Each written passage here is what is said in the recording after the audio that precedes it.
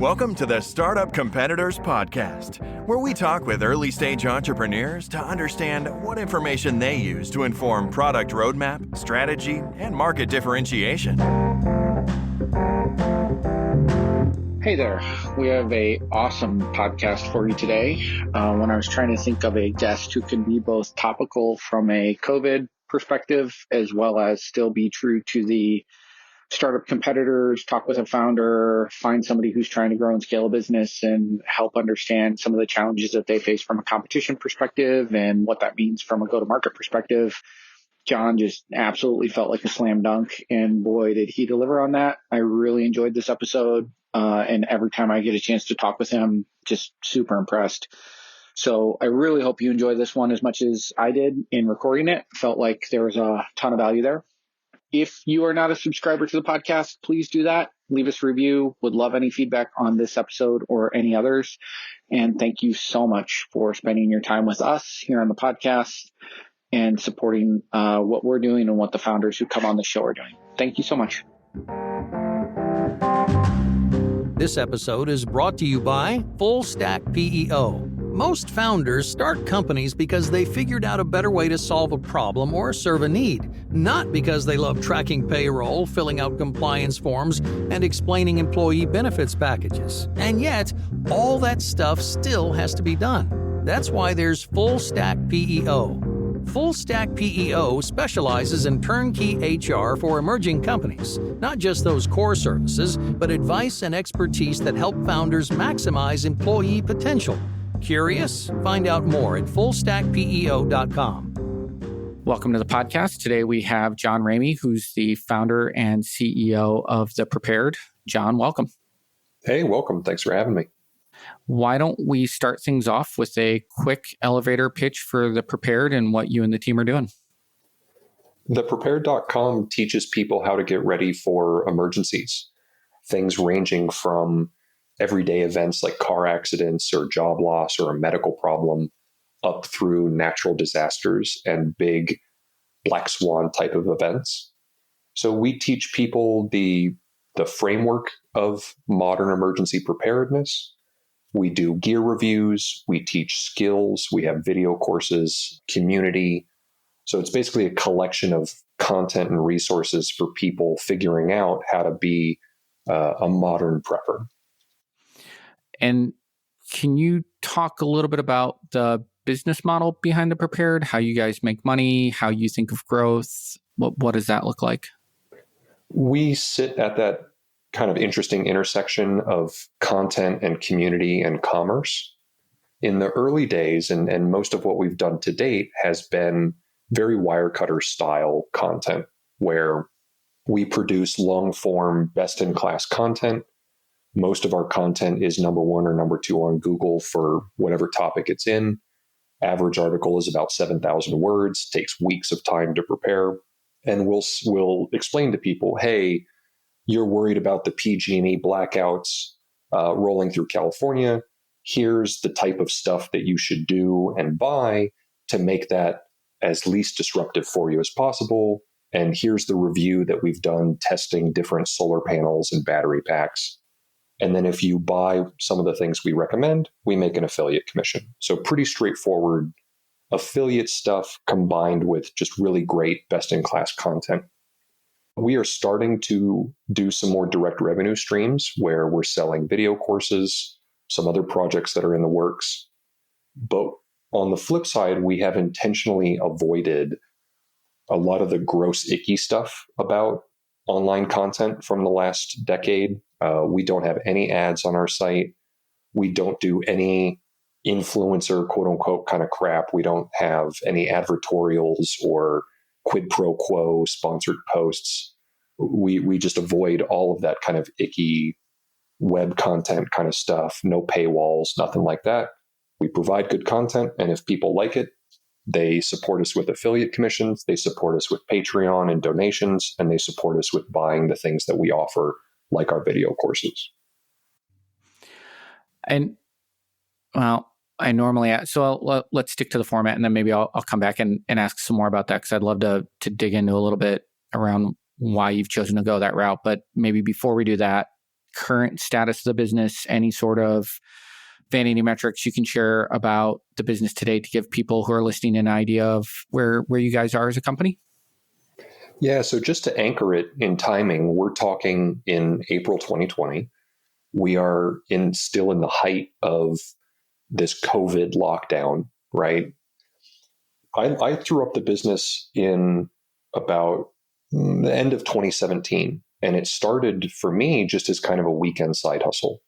It was a topic that I already was passionate about as a consumer and community member, and had started teaching other people as well. So I just kind of started throwing up these blog posts so that I didn't have to repeat myself to the people that I was teaching. And then it struck a chord and started growing from there. I went full-time on it in 2018. And up through, we raised a small round of funding at the end of 2018. I brought on 2 people to the team. So there was 3 of us total throughout 2019. And through 2019, we had already become one of the most prominent emergency preparedness brands and websites on the internet. And one of the things we're most proud of is that we are the most trusted influencer or content source in the entire emergency preparedness market. So even before COVID, we were doing pretty well. We were organically growing 10% a month, which isn't huge unicorn venture scale, but for the type of business we wanted to build, we were thrilled with that, just this organic 10% month over month. Then up through the end of 2019, we started growing even faster. And then this COVID stuff happened, and we were one of the first Western organizations to start coverage on COVID and point a finger at it and say, this is going to be scary.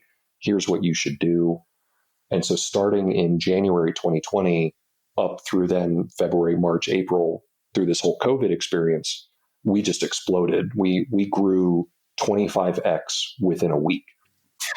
And it's been a wild ride ever since. I decided to put my foot on the gas, grow the team. So we went from 3 people on February 1st to we're now 15 people, and just trying to keep one hand on the wheel. Yeah. And if people are not familiar or haven't taken a look, your COVID coverage is amazing. Particularly for me, one of the favorite things I like to do each night on Twitter is check like the quick daily rundown that you guys post. Super concise look at kind of the latest and what's happening and stuff like that. I've found that to be really powerful. Oh, awesome. Thank you. We've wondered we start to wonder if we're being too gloomy, but it's because there's a lot of gloomy stuff to talk about. Yeah. So talk to me a little bit about kind of that business decision to step on the gas with COVID in early 2020. I just would love to know, what were some of your thoughts around, like, because I'm sure it's scary, right? Like, what if this turns out to not be that big of a deal and I raise a bunch of money, hire a bunch of people, and the growth is not sustainable, to what if this turns out to be, does turn out to be a thing that brings a ton of visibility to the site and I miss a market opportunity by not capitalizing on that momentum. What were some of the thoughts that either you went through yourself or in talking with the team or other investors that kind of went through your head as you started to think about it? Yeah, well, first and foremost, it was a thought process, and that's important, right? Is that it wasn't something that happened unintentionally or passively.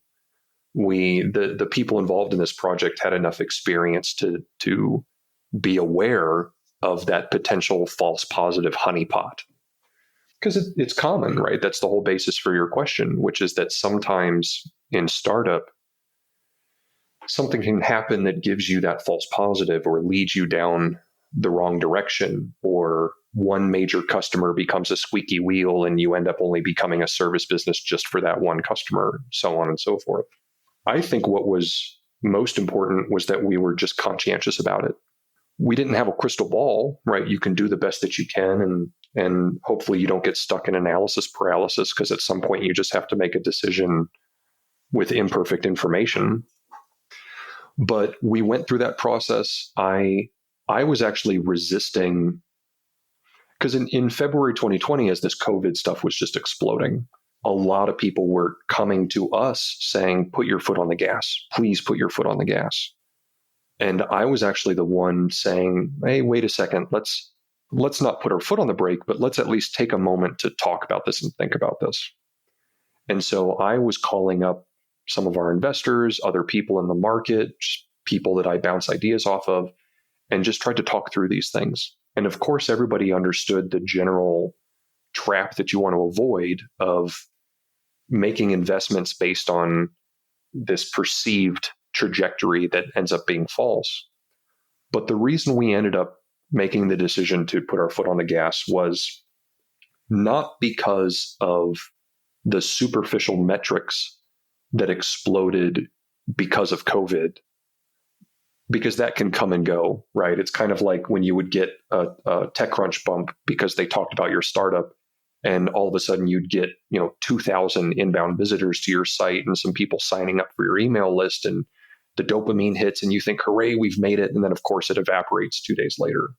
We felt that that wasn't the case here, because the whole reason we're working on this project to begin with is because we had some beliefs about where this market was going. We believed, for example, that emergency preparedness was going mainstream. It was no longer considered this kind of fringy, extremist doomsday tinfoil hat kind of stuff. The whole reason we even started the business was because we believed people like me and you and millions of other people were thinking about things like, how do I get ready for an earthquake if I live in San Francisco? What do I do if I lose my job and I can't get food stamps? How am I going to survive? So because we had these beliefs and these theories about where the market was going and why we would then, or what kind of position we would then have in that journey, we didn't get stuck in the superficial vanity metrics of the COVID bump and then extrapolate from that. Instead, we understood that COVID just was another catalyst to accelerate this trend that we believed was already happening. So prepping was already going mainstream. We already had extremely unique audiences and demographics before COVID. And so rather than extrapolating off the COVID numbers, we thought more subjectively and felt that no matter what happens with COVID, it was enough of a catalyst, or it poured fuel on that fire where this hypothesis that we already believed in was only going to get stronger and bigger. And no matter what happened after COVID, even if they discovered a vaccine in April, 2 months after we made this decision, we decided it was still worth putting our foot on the gas because of the effects of what this event would have on the market and the zeitgeist and the types of consumers that were coming into that market. And that's why we decided to put our foot on the gas, not because, oh, look at this spike in traffic we've had, let's extrapolate, but rather the underlying subjective market thesis. And I wrote down 2 questions already that I suspect are highly related. So one of them is the, why no ads and or none of the icky stuff. And I think that's probably related to why, what do you think makes you the most trusted kind of source in this topic area? What's the philosophy behind that? Because I think there's got to be a tremendous pressure, particularly right now, I would imagine, with the traffic that you are seeing and some of the coverage you guys have been putting out, to become an influence marketing organization and run a bunch of ads. And I'm sure that could be very lucrative. So I love a little bit of the philosophy behind, why that's important to you initially, and how, when you think of competition long-term, how you think that helps create a wall, or maybe a moat is a better way to say it, a moat between you and potential competitors in the space. Yeah, absolutely. And we don't want to come across as a martyr or self-righteous, but we choose to leave revenue on the table every day by not doing what many other people consider to be just standard practice. Well, of course, if you're a website that talks about products, of course you do quid pro quo stuff with the brands out there, wink, wink, nudge, nudge.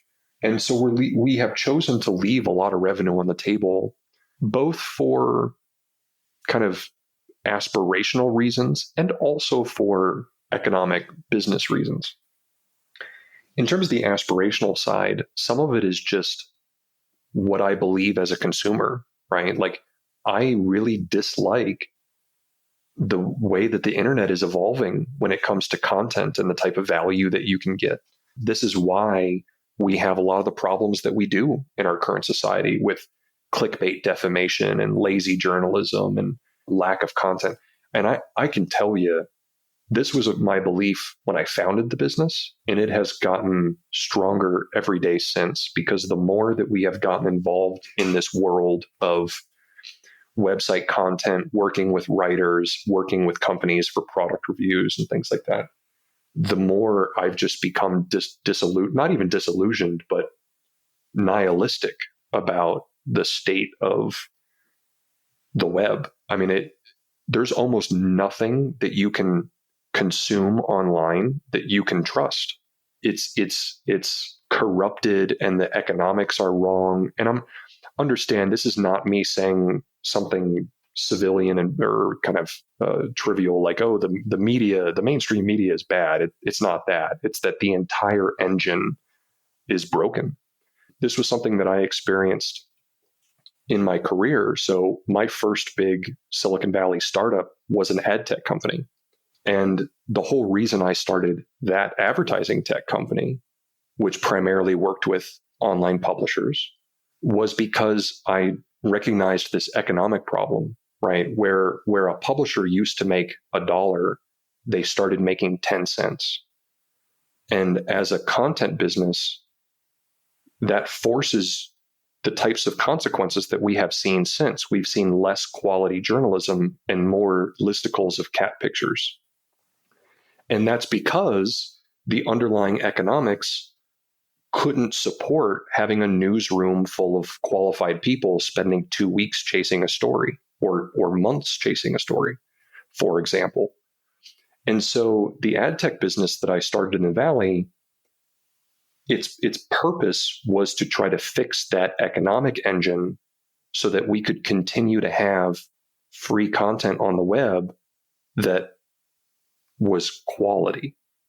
And so the way that company accomplished that goal was we worked with publishers. For example, almost all of the big tech websites, TechCrunch, GigaOM, Mashable, Tim Ferriss's website, all those kinds of things, they all used our product so that, like in Tim Ferriss's example, he didn't want to have all the kind of crappy Google ads on his website. He wanted to have one specific high quality ad that generated more money for him and was a better experience for his users. And we did that. We powered that for him and for the majority of the top 1,000 websites on the internet. So I've kind of had this belief as a consumer on the internet for a long time, tried to work on it as an advertiser helping publishers. And then now in this case, I'm a publisher myself and am trying to embody those beliefs that we can build a meaningful media content organization without resorting to this icky stuff. And then the flip side of that coin, as I mentioned, is it also makes business sense, I believe. It's a hypothesis, but I believe, because I think a lot of people feel the way that I just spent the last few minutes describing. I think a lot of people on the internet are just really starting to get tired of the crap, the stuff that they can't trust, knowing that the vast majority of Amazon reviews are fake, not getting explanatory journalism. Instead, they get really thin clickbait kind of stuff. Or even just in the way that we construct our videos, for example. We put some videos up on YouTube and they're 3 to 4 minutes. There's no introduction. It's very quick.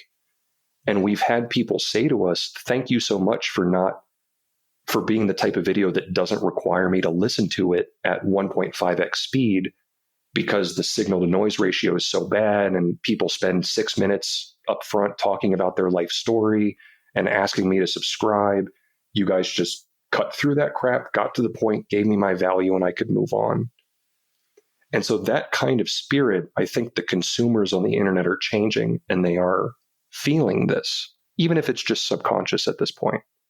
Even if I didn't have the personal philosophical beliefs about the kind of business that I want to run and the kind of internet that I want to be a citizen of, I think it also makes sense as a modern organization to say that phase of the last 10 years is done and people are tired of that crap. and let's figure out a way to do it better. I'm really glad I asked that question. Thanks. I appreciate the thoughtfulness of that response. When you think of competitors to the prepared, who or what comes to mind? So, like most startups, we can talk about distinct competitors like organization X and website Y. And then there's also apathy, right? Like when it comes to emergency preparedness, the majority of people in this country don't. They just don't. So in some ways, our competitor is people not doing anything. It's apathy. We also consider a competitor to be these fragmented social groups. And it makes sense when you understand our market. If you take, like our target audience is a modern, rational person who doesn't want to quit society and move into a bunker and, talk about how the Illuminati are using chemtrails and fluoride to take over the world. They're modern, rational people that just want to be able to survive something like COVID or a wildfire or a natural disaster or whatever. And so that kind of person, when they would go on the internet in the past, like over the last 10 years, when they would go on the internet and try to figure out, I live in San Francisco, what should I have in my earthquake bag? There wasn't a lot of quality content for them. It was a lot of the tinfoil hat, fringy, political kind of stuff, because the last 10 years of this market was kind of dominated by, the type of people that thought Obama was going to enact Sharia law in this country, some of the fringy alt-right type of folks. And what would happen is when a kind of quote unquote more mainstream consumer would go online and try to get this help, they would run into that really kind of low quality, fringy crap.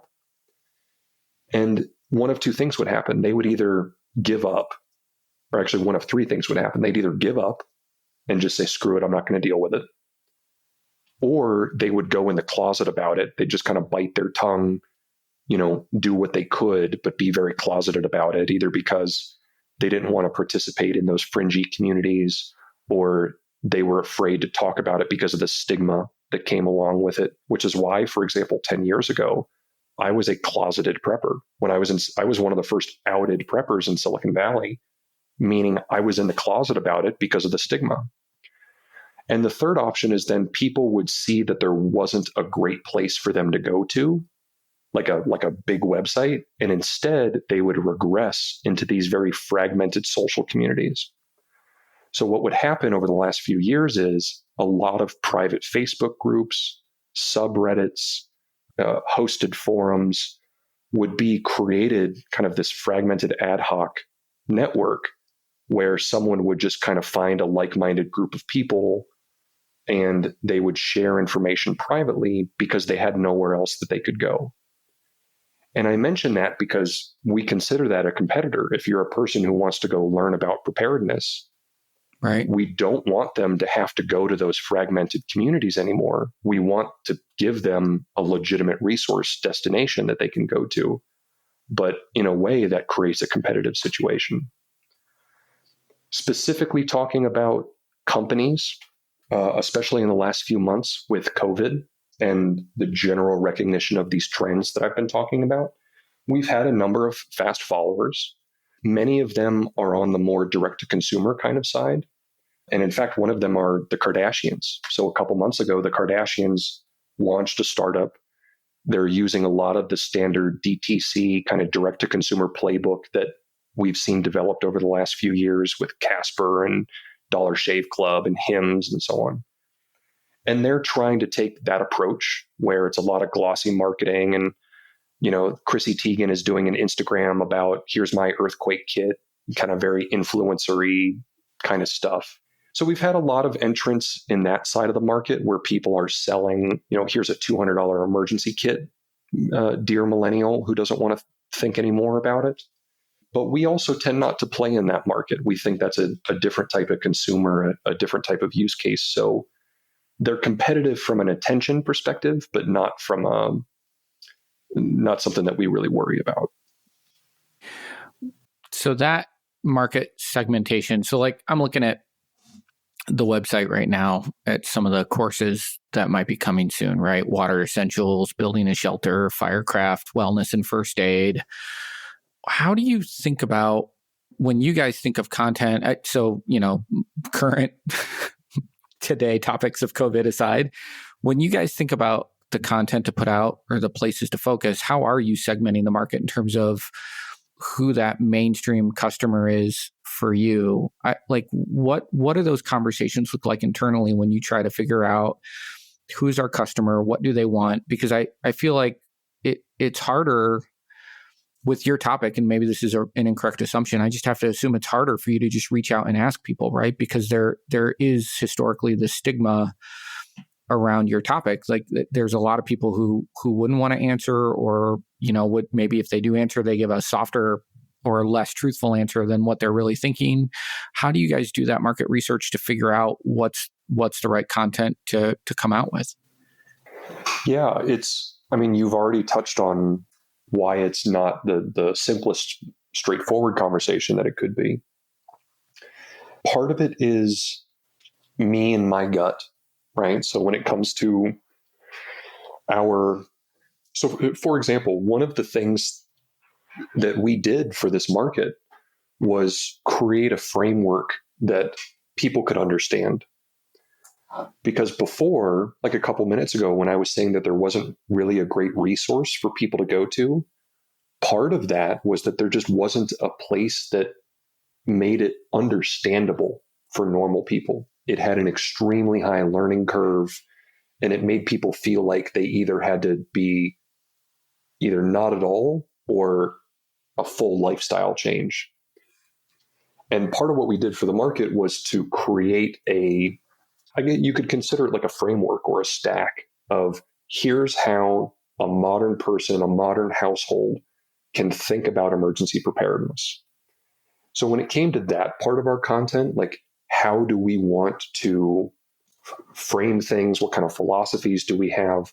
A lot of that came just internally from our skill sets of being product people, for example, because you could even describe it as kind of the same way that a product manager or a UX person would think about what is the right way for me to solve X problem for Y person. We used that same skill set to think about how do we craft a modern emergency preparedness framework in a way that isn't obvious or established yet. So that was something that just kind of came from us and our gut and our skill sets.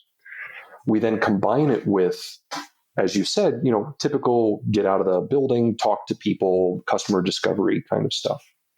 One of the things that told me that this business was worth investing in was the fact that I didn't have to it wasn't too difficult for me to get that kind of customer feedback. So I had a belief that millions of people that were kind of more mainstream and rational wanted to get into emergency preparedness. And I had a long buildup of proving that. Because, a lot of entrepreneurs start something because they're pissed off about something in a market, which certainly was true for me. As a prepper, as a consumer, I've been bothered by this market for 15 years, right? I mentioned earlier, I had to be closeted about it, and I hated that. So there was always part of me that was like, I'm going to go fix that problem. But I didn't do it in the past because I felt like the market wasn't ready for it. And part of the reason I felt the market wasn't ready for it was because it was too hard to get people to talk about it or to raise their hand or to share it. And one of the things that I started seeing changing kind of in the 2016, 17, 18 period, partly catalyzed by the 2016 election, partly catalyzed by some of the bad natural disasters we've had in the last few years, I saw more and more evidence that it was going mainstream and that more of these people were willing to raise their hand and self-identify that this was something that they would do and even share. And so that itself is a guiding validation. And it's just grown all along. So daily, we get inbound emails from people saying, just showering us with love. And that made our job really easy because, nothing tells you that you are on the right track when you have people coming to your door and saying, I'll give you money to go faster. And so it kind of makes those decision-making processes, a lot easier. All right, John, do you have any swag that you have for the team at The Prepared, whether that's contributors or employees or anything like that? Actually, no, nothing yet. That is not an uncommon answer. If you were going to come up with swag for the folks on the team or the people who are involved in the Prepared universe, what do you think you would do? What are the types of things that would be on brand? We've done some giveaways, and what would be on brand is around some of this kind of basic $20 to $40 survival gear kind of stuff, like a water filter or a compass or stormproof matches, things like that. Awesome. Well, we have Fuel Merchandise Group, who is a sponsor of this show. You can find them at fuelmerchandise.com. And I think I've actually seen water filters out there. I don't know that I've seen all that stuff. I don't think I've seen a compass or anything like that, but I do know that they have some of that stuff out there. And there's a good chance if they don't have it on their website, they can help you get it. If you're listening to this podcast and you want a 10% discount on your first order, you can go to fuelmerchandise.com, tell them that you heard about them on Startup Competitors, and they'll be happy to help you out. Awesome. At what point along this journey did you know that you had product market fit?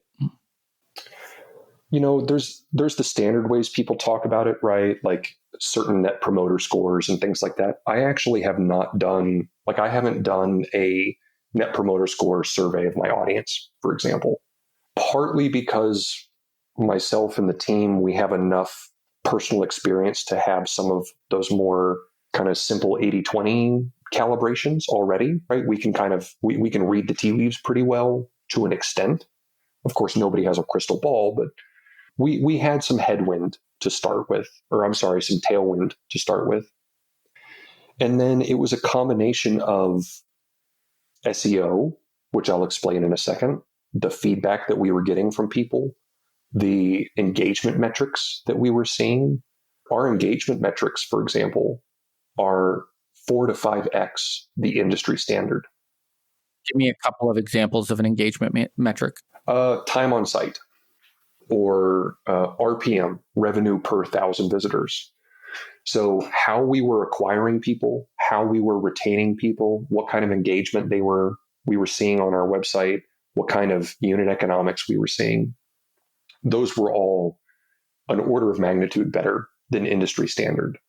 The fact that we were growing organically without any marketing effort or budget. The fact that we could put up something that frankly was embarrassing and people would still love it, which is another good example of an indicator. I mentioned SEO. This is another good example.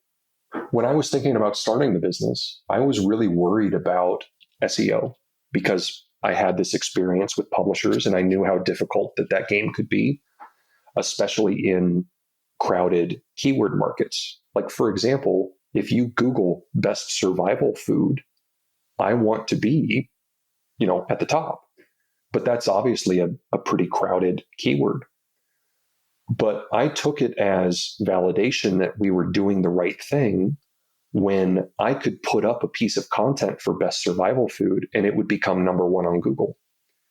And the reason I took that as validation is because Google's algorithm has evolved in such a way where it's not simple like it was in the past, where it was just how many backlinks do you have. They're effectively trying to decide algorithmically what content is the best, what content satiates the search of this user the best. And so the fact that our content was disproportionately skyrocketing to the top of Google, like we're number one and number two for prepping, quote unquote prepping. And that tells us that the community, the market, was rejecting or not finding value in everything else. And they were finding value from this tiny little blog with 1 or 3 people. And so there's all those different little pieces of validation, direct feedback, inferred feedback, tangential feedback like Google that together told us, yeah, that this is something and you've got product market fit.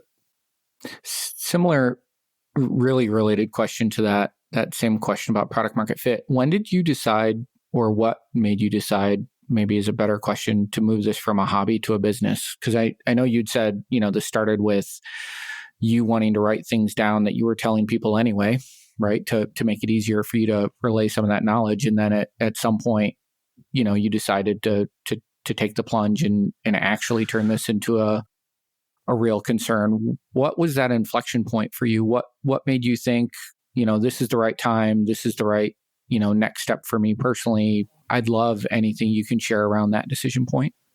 There wasn't a single moment. It was something that happened, over a period of weeks. A lot of it was what I just described about the validation indicators that we were seeing. I think at the time I was telling my friends and so on that it smelled like a perfect storm of a perfect convergence of factors. Because I've been around the startup game a long time. I'm an angel investor. I was a full-time startup mentor for years. I have touched, mentored, or evaluated thousands of early stage companies in my career. And so that kind of personal lens, those lens that I could look through, combined with the validation that we were seeing, combined with my personal desire for the kind of lifestyle and the kind of business that I wanted to have. I've done the big Silicon Valley. I've been a part of raising over $125 million. I've built Silicon Valley style companies. I've built the complete opposite kind of quote unquote lifestyle businesses and everything in between. And I was in a mindset where I knew that I wanted to do something again, but I also knew that I didn't want to get on. I knew that I wanted to build a particular type of company. Part of which was I knew that I did not want to build another super crazy power law, VC math, Silicon Valley kind of company. And so combined with the validation that we were getting on the project, combined with my understanding of the market, combined with my kind of personal belief that the market needed to move in this direction. Nobody else was doing it or doing it well. So, okay, fine, I'll do it. Combined with being attracted to this business model, this type of business, having a smaller group of people that I enjoy working with, doing cool stuff that helps people, not having to make short-term decisions, for example, by doing the icky gross revenue stuff that we talked about earlier. All those stars just kind of aligned. And as I was thinking about what to do, that one was just far and away the most attractive. I appreciate that background that you provided there in terms of life before the prepared. I neglected to ask your background earlier, so that's good to share that lens. What's been the hardest part of launching this business? What's been the biggest challenge you faced to date? One challenge, to segue off of some things I just referenced, I felt that I wanted to build a business that was something in between your traditional venture scale business or a quote unquote lifestyle business, which I tend to refer to as a proportional business. There's been a lot of conversation around the need for these kinds of shades of gray in the middle, and I'm thankful for that. I've been an advocate for that. Another part of the background we didn't talk about is I was an innovation advisor to President Obama and worked a lot on just this general topic in this country and around the world of how do we create more entrepreneurs in more places? How do we instigate projects that places like Silicon Valley are ignoring, things like health and education and energy and so on? And so I am very much a fan of having more flavors of ice cream rather than just you either do a lifestyle business or you move to Silicon Valley and do that whole thing. And at the time, like when I put our round of funding together in 2018, even though it was only 2 years ago, that was still a very new concept in 2018. Rand Fishkin, the founder of SEO Moz, he did a similar deal like mine in 2018. I did one, and I think one other entrepreneur did one. So when we were even putting our fundraising together, or our legal documents, or all those little decisions that make up kind of the karma and culture and DNA of a company, we had to create a lot of that from scratch. Because nowadays, if you're on a standard VC math tech startup accelerator kind of path, that path is pretty well defined. But these shades of gray in the middle are more nascent, they're less developed. And so you've got less, you don't have paperwork templates that you can use, like the SAFE document for convertible notes. You don't have lawyers and attorneys that really understand these things. You don't have investors that necessarily understand these things. So it wasn't monumentally difficult, but there was a lot of overhead in trying to figure those things out, even educate a market about, this is a way that you can build a business. Here's what it means. Here's what it looks like. Here's what it smells like. So that's been one issue, kind of on the meta company building side. A quick example on more of the tactical execution side is something we touched on earlier. One of the fundamental risks for our business is it possible to build a profitable, successful business on the internet without resorting to tribalism and clickbait and all that kind of crap? We feel very good that there is that path, but that is something that we think about and deal with all the time, particularly because we are trying, we believe part of our product value to our customers is by not being tribal or not being extreme. We hear from our audience, thank you, the reason I come to you, or like what you referenced earlier about looking at our daily COVID recaps. We've had people say to us, I'm being very intentional about what content and media I consume right now. You're one of the few places that I do consume because it's rational and grounded. So we believe that it's not just we don't like politics, it's that we think that they're part of our value proposition is not having politics. But we know, historically speaking, for example, the newspapers that have done the best with paywalls are the ones that have the most tribal identity behind them. Right. And so there's that mismatch. We feel like we know that the market wants something rational, no clickbait, none of that crap. Simultaneously, the world is such that it's hard to do that and succeed. So that manifests itself in lots of ways, but that would be a challenge that we face. As you look forward, what do you think is the next big challenge that you and the team are going to hit? Well, something that I'm dealing with right now is just scaling me. When you think about content brands that struck a chord early, you can think of examples like Wait But Why, or even TechCrunch, right? Like in the early days, TechCrunch equaled Michael Arrington. And people liked Michael Arrington's voice. They liked the way that he talked about and described things.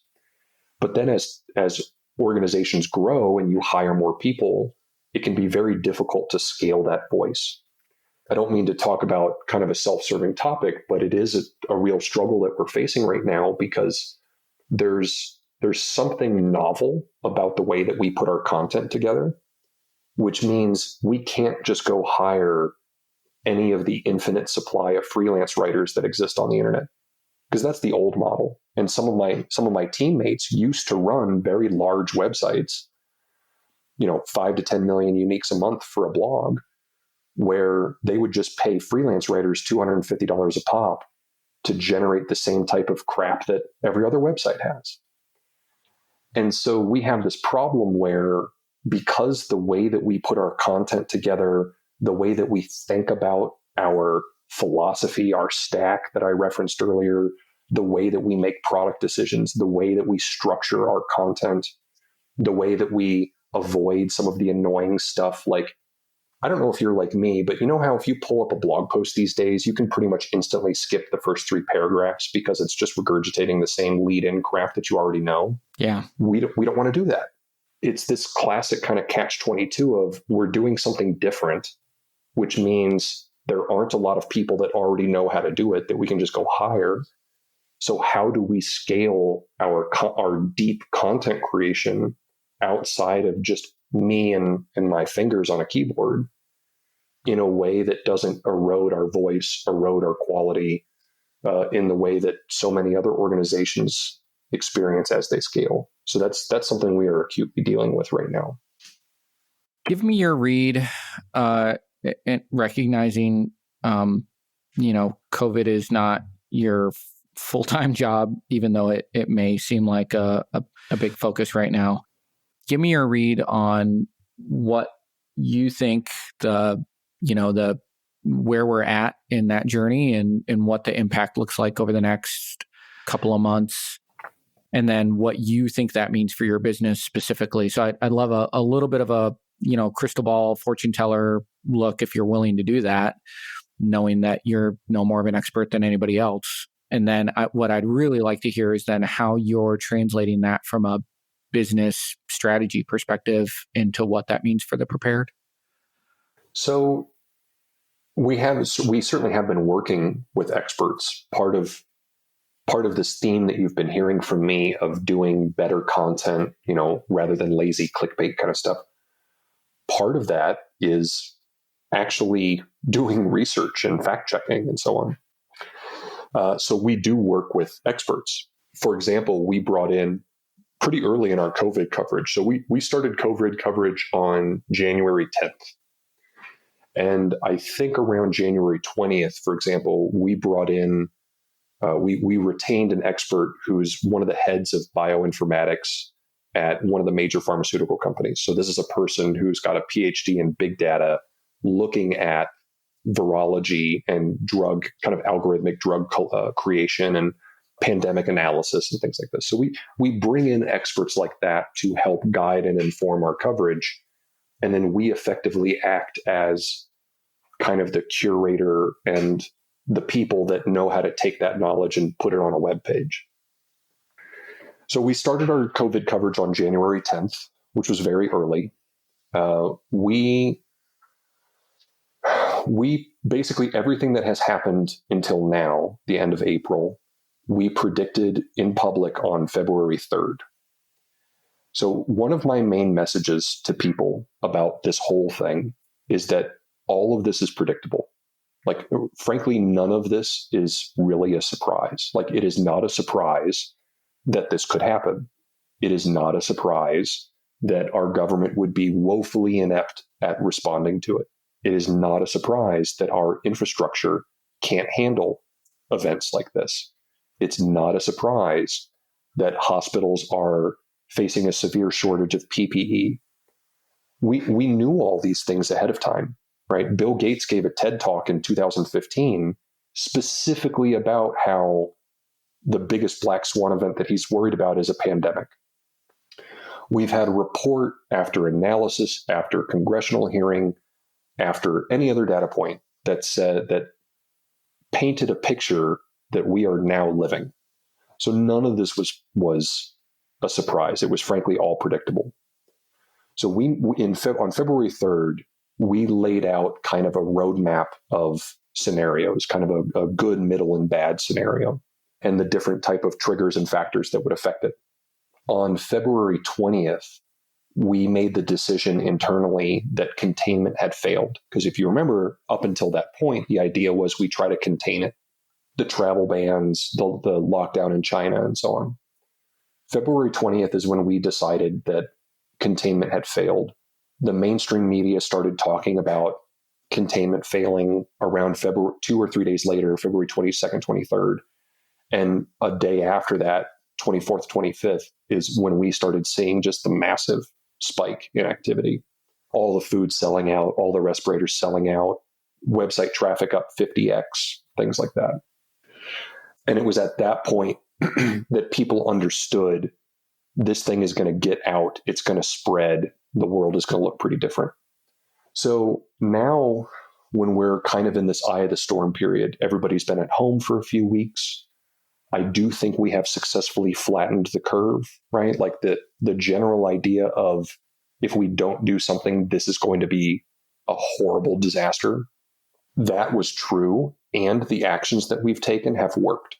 So everybody being frustrated at home and all the problems we're experiencing, for what it's worth, it has been effective. And if we hadn't done it, we were looking at 1 million dead worldwide, if not even just in this country. Now we, of course, have some less predictable projections to make looking forward, because it all comes down to politics and which politician is going to win out on X point, and how quickly can the community develop rapid and accurate testing? What does a vaccine look like?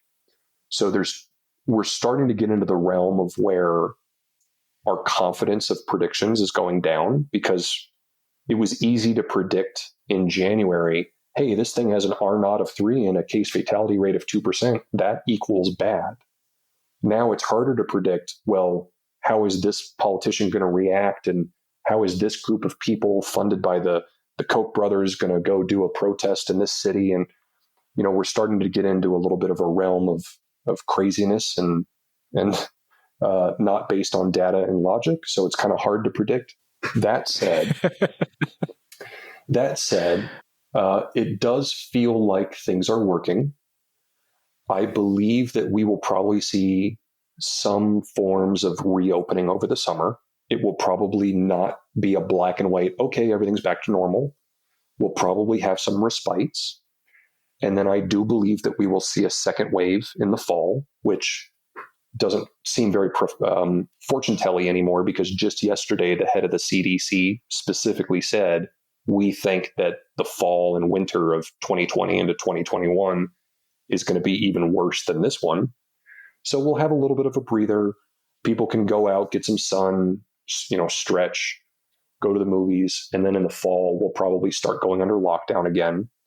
And then it'll just simply be a matter of if and when we can either get a vaccine or get our shit together as a country so that we can have proper testing and social isolation to manage it without a vaccine. So I'm optimistic that that is my most likely scenario. There is still let's call it a 30% chance that things get markedly worse, where we start to have food supply issues, we start to have water supply issues. Because in January, February, we were telling people, you need to expect to be locked in your home for a few months, but you can also expect that the utilities will stay on. Now we're starting to think about things like the utilities not staying on. We just ran a story yesterday, for example, that some of the critical components, the chemicals and the elements that water treatment facilities use for your local municipal water supply, they're starting to run out of those elements. They have water, but they don't have the other stuff to do their job.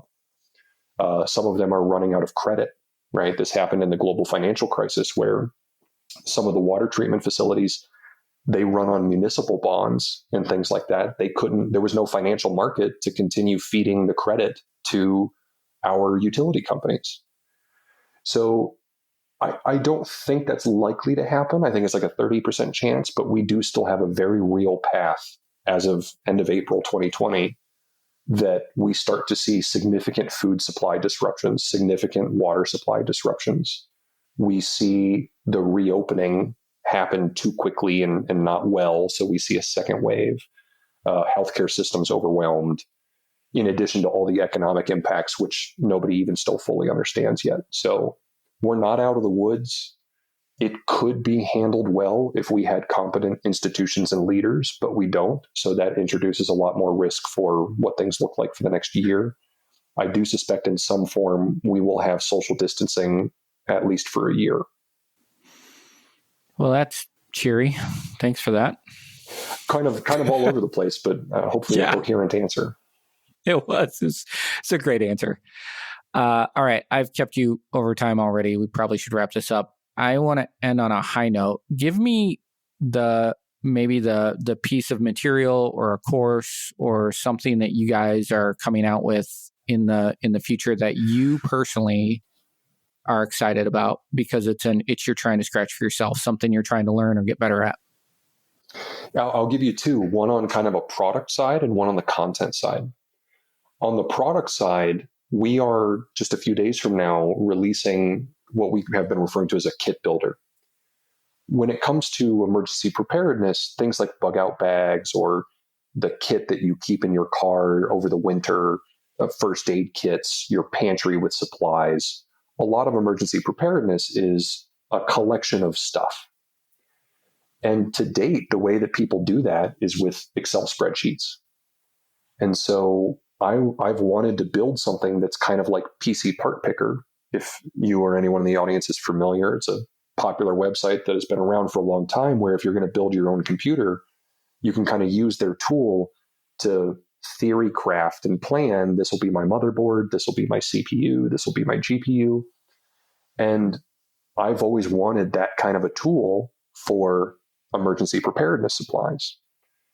And people want to use it for all kinds of stuff, like tracking how much food they have, how many calories they have in their pantry, or what kind of gear they're going to put together on their truck so that they can, help people to get stuck in the snow. And so it's kind of a way to discover and organize and share and collaborate on these collections of gear. And that's going up really soon, and I'm really excited about it. On the content side, I personally don't know much about food, about growing food and harvesting food, whether it's foraging or hydroponics or those kinds of things. And I'm personally very interested in that. And you asked earlier how we are adjusting going forward based on what's happening with COVID. And that's a two birds, one stone right there. I was interested in food anyway. And obviously a lot of people right now are thinking about food. For example, over the last few weeks, a lot of people who have otherwise never had a pet in their life have started buying chickens or rabbits to have meat on their property, like meat rabbits and chickens and eggs and so on. And so we're seeing this growth of interest in people thinking about food security, which again, to my point earlier, wasn't originated with COVID. COVID is just pouring fuel on that fire, because what we were already seeing before COVID in the demographics, for example, is that the number of farmers in this country under the age of 35 went up year over year for the first time since World War II, just in the last few years. So people are thinking more about, hey, why don't I have a little victory garden in my backyard? Or I'd like to have some chickens for some eggs, things like that. I'm really interested in that topic. I don't know much about it, and I'm excited to learn about it. And we're basically going to share that kind of journey of learning about it as we work with experts and take those courses. We will document it and put it up on our website so that other people can learn too. Well, that's awesome. That is, I'm by no means an expert, but that is absolutely on my side, where I've invested the last couple of years with the hobby farm that we have and livestock and stuff like that. We actually delivered, for the very first time this year, we delivered our own sheep. That's awesome. And so, my wife had to put on the gloves and get up in there and help out and do all that kind of stuff. And it's just super rewarding, but also very comforting to know that even in a quarantine, like, I have steaks on the table every night. Like, it is a nice feeling. And when we put out that guide, I will make sure one of the sections in the guide is get up in there. Yeah, probably could have worded that more gracefully. Well, but it's true, right? And that's actually kind of what we're trying to do with people is, even just talking earlier about the way that we craft our content. People don't want to have a checklist to memorize that they might have to remember 10 years from now in a crisis. Instead, they want to learn kind of basic inception stuff. Like, if you have to go hunting and you have to take a deer in order to feed your family, you don't need to remember some complicated checklist for the field dressing. Frankly, all you need to do is get it cold, cut it into portions you can carry, and avoid any of the poop. That's it. Right. If you can remember that, you can survive with hunting. That's awesome. Yeah. So good on you. I got to let you go. Thank you so much for taking this amount of time. I really appreciate it. It's an awesome story. I love what you're building. The content is great. I can't wait to see the kit builder. If people would like to get in touch with you, what's the best way for them to do that?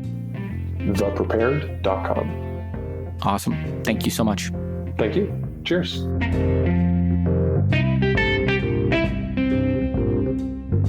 If you're thinking of launching a SaaS product, Startup Competitors can provide data on your closest competitors, survey potential users, or provide other product validation services.